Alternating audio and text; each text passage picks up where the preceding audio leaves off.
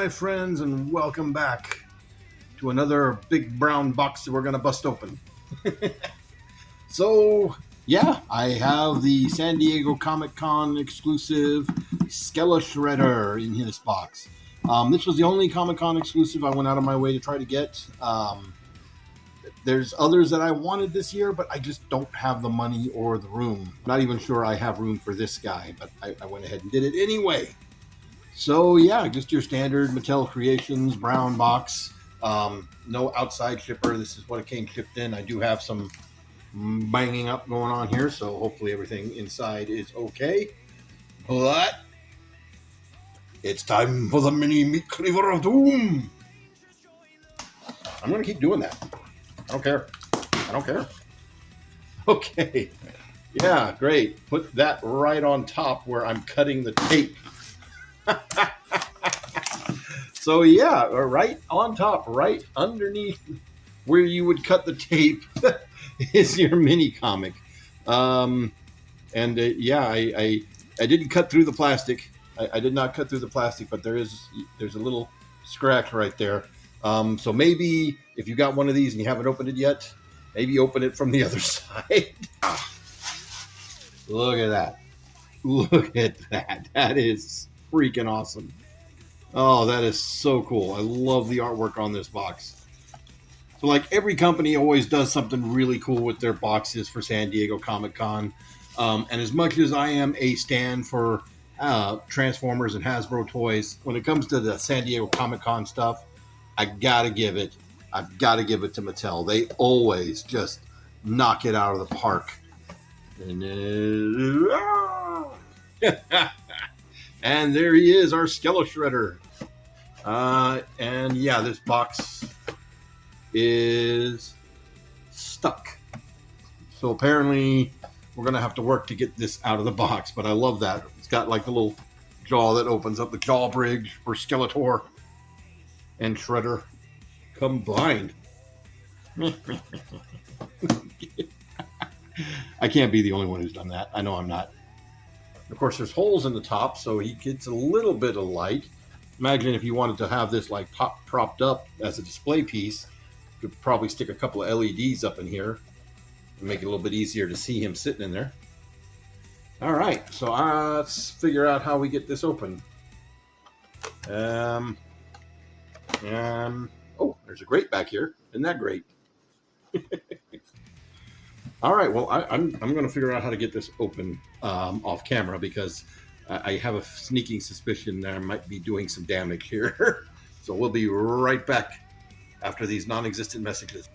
And we're back temporarily because I haven't gotten it open yet, but I did discover that there is, where you hit right here is not fully extended. There is a further push it up a little bit more, and then it does really kind of lock into place at that point. That exposes like the whole grate back here instead of just part of it like I had before. And that's pretty solid. It stays in place like that. So back to trying to figure out how to open this up. Must be smarter than the box. We'll find out if I am in a minute. Nope, still not done. But I have finally at least outsmarted the box. But unfortunately, I did do a little bit of damage right here. That sucks. Also, the ooze is embossed in here. So is the turtles. I didn't even notice that. Yeah, this is all embossed. How about that? Something else on the bottom I didn't notice too. But I have at least now figured this out. So I believe you're intended to just sort of cut the figure out and then start pulling the plastic out and leave this intact. I think that's genuinely what you're supposed to do. But the problem is, you know, the box has all these tabs, you know, where the flaps go in, right? And this flap here can pull out pretty easily. And it's got a counterpart on the bottom that can also pull out pretty easily. The rest of all of the tabs on both the top and the bottom, however, are taped up on the inside. Mattel? No. Bad. That's bad. Bad Mattel. But the good news is when you have this thing fully extended, like I have it here, This whole plastic insert is not bound to anything. It can just slide up, and then you can get in here. If you can see without any lighting, you can get down in here and get to the plastic, or the tape that's taping up those flaps, and then we should be able to get the bottom off and open it up that way. Also, there's some really cool details in here, which is going to be really, really hard to see without some better lighting. But anyway, third time's the charm. We hope. We hope. Okay, that worked. But there is a cardboard insert here that's taped in, and then underneath that is the tabs that are taped in. And likewise, you could probably get your hand up in here and cut the tape up there that way. But I do think the intent here, even looking at it further, was to actually just cut him out of the plastic and then pull this outer plastic piece out, untape all that, and leave this plastic piece in there, I think. Because that's the only way I can see getting this out of here without, cutting into the tape on the inside. But there's only so much room to work here, and I could see it destroying your box trying to do that. I could see it destroying the box trying to do it the way I did it either. So, it did. Anyway, there's the cardboard insert. Ooze pit going on here. And then the thing that I saw on the bottom that I didn't show off earlier was the Turtles of Greyskull presented by and special thanks to, which is cool. You don't really see this on mainline series figures. You normally see this on stuff like, like 1/6 scale high-end collectibles. So it's kind of cool to see Mattel do this. But anyway, hey, if you want to read over these, feel free to pause and read over these. I am going to move on and finish pulling him out of this whole nightmare. Anyway, as far as the box contents, you do get your instruction sheet. It shows you, this, that, and the other, through that. We got your mini comic. Some really cool artwork going on there, showing our Skele-Shredder, who doesn't quite look like that. There's a little bit of difference here, but it is what it is. Okay. We'll just flip through these real quick just to show off the artwork. I'm not going to go through reading everything in here, but it does appear to take place before Snake Shredders. Makes sense. All right, so let's take a look at our Skele-Shredder. And I dig this. Just right away. We'll just cut to the chase. I genuinely dig this. So he is your standard Masterverse fare. So the base body is just your standard Masterverse He-Man body. He does have new boots, as well as the monster three-toed feet. He's got the standard bracers. But taking a look at him, let's go ahead and pull this off. So the hood and the cape are attached together, and it is a separate piece. It is a nice, softer, pliable plastic. The fabric cape, which is dual layers, so it's got a black inside, purple outside. Purples don't quite match, but it doesn't look bad. Given that it's two layers sewed together here, they could have put a wire in there. Just saying. And take a good look at this head sculpt. I really like this head. I really do. This might genuinely be my favorite out of the heads that he comes with. So we got some new shoulder pauldrons here with some spikes on them. It is a soft plastic. We get a nice little bone skull looking thing with the two spikes coming out of it. And like I said, we do have the new knees here, the new boots, and new belt piece. And this is a very interesting chest piece because it's actually a back piece that just sort of wraps around the front, which is neat. You don't normally see that. I think that's pretty cool. He does have the little holes back here. And we'll come back to these because there's a little secret thing you can do with this. We'll see. Anyway, but just like your standard Masterverse fare, all of these come off if you want to take them off. The arms do pop off. They're very tight on this one. Oh, kind of sticky back here. That might be from the tape that I had to pull off. And of course, he pops apart at the waist, pops apart at the knees, and again, also at the head. Down mine. So as far as articulation goes, you do still have your universal joints at the shoulders, goes all the way around. You do have a swivel right here at the elbow. You do have the single joint there at the elbow, which is very tight on mine as well. That always worries me because I've had several of these figures have their elbows snap just from how tight they are. So just keep that in mind. You do have your standard swivel and rotation at the wrists. We don't have any interchangeable hands in this case. But yeah, let's put that back on him. And let's put that back on him. And let's do a couple of quick comparisons here. If I can get him to stand. Stand. Cool. So here he is with our Shredder and our Skeletor. And yeah, that looks pretty cool. He looks like a nice sort of cross between the two.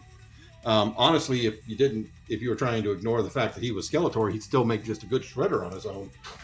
Oh, and I just knocked Shredder's axe, so sent it flying. I also really dig the gray arms because that makes me think of, the cartoon Shredder. He had the gray chest. He had bare arms, but he had the gray chest. And of course, he's got a black chest here, which is very interesting. It's a bit different. All right. So for accessories, outside of the main accessory that's in that set, he comes with a Naginata made with a ram skull at the head.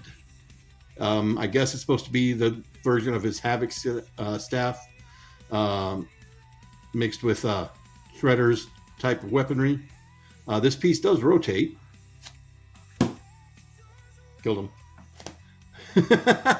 And you see it's got some silver paint here on the handle, a little spike ball here at the end, that neon green skull.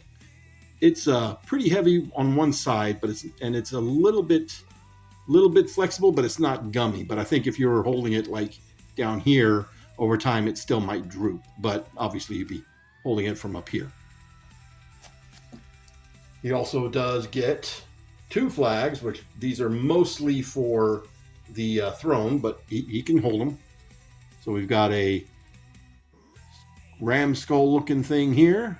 Yeah, I think that is the top of the Havoc staff. You can sort of see the rings right there. And a foot, because he's the foot. And then we get some alternate heads, as well as a secret alternate head that's not really that secret, but we'll get there. We'll get there. So alternate head number one is this one right here. Now this is a little bit closer to what you see on the mini comic. So I guess this is his unhelmeted head. He's got the screaming skull going on here. Soft plastic, but not articulatable. So let's pop this off here. This does also feel a little bit bigger. Like it even seems like it's bigger than this one, just ever so slightly. Bigger head.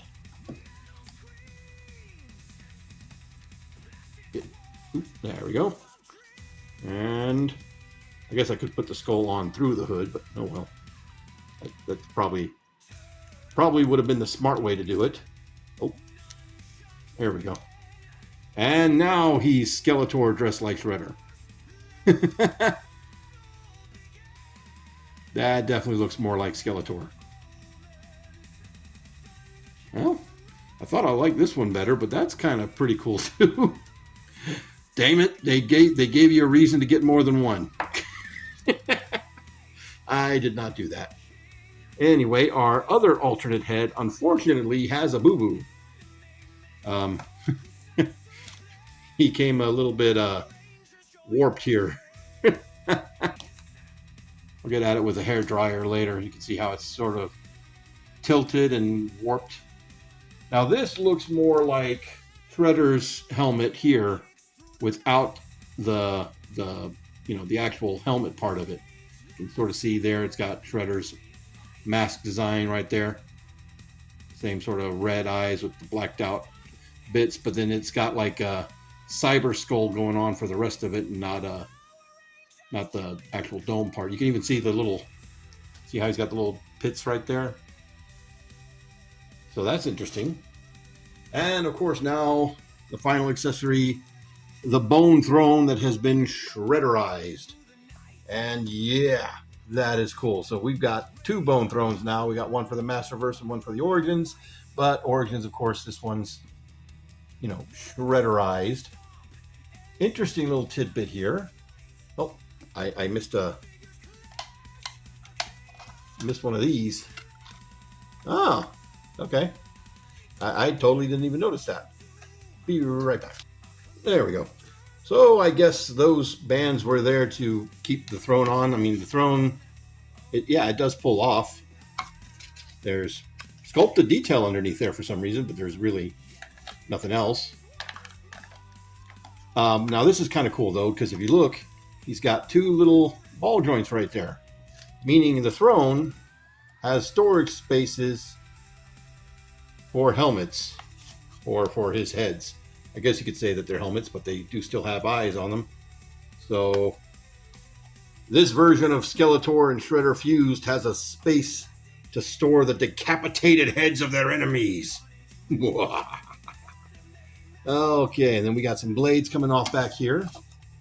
You see the sculpted detail back here. These are positionable, but also they are removable. And it just so happens that these fit into the peg holes on Skeletor's back. Well, technically they'd fit onto the peg holes of all the Masterverse characters' backs. But yeah, you can have like spikes coming up here, or you could flip them around, have them like little wings. And that head pops off really easily. Or maybe I just don't have it all the way on. I don't know. Yeah. But yeah, you can totally do that. Okay. And of course, you can take the flags if you so choose. They have little spots that they can plug into here onto the side of the bone throne. Just like so. And of course, the not so secret head is right here. So this is on a ball joint. It does move around.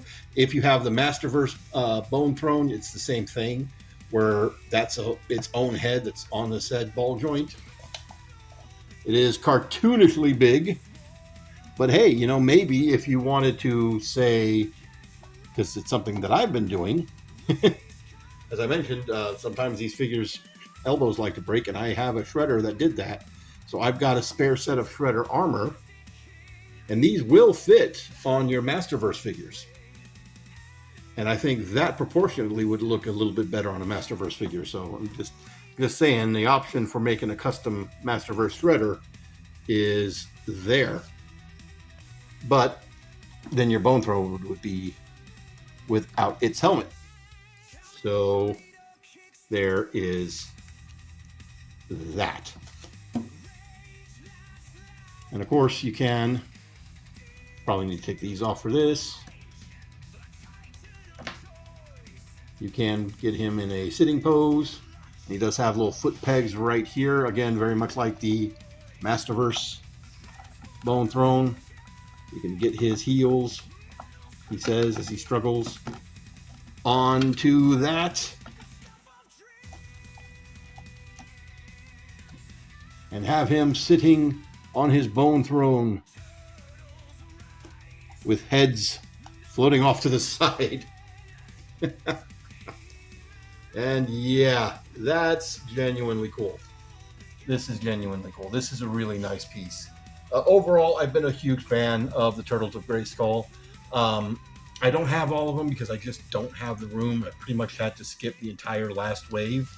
I still kind of want the Rat Lore, and I want the Donnie so I can have an unhelmeted Donnie head.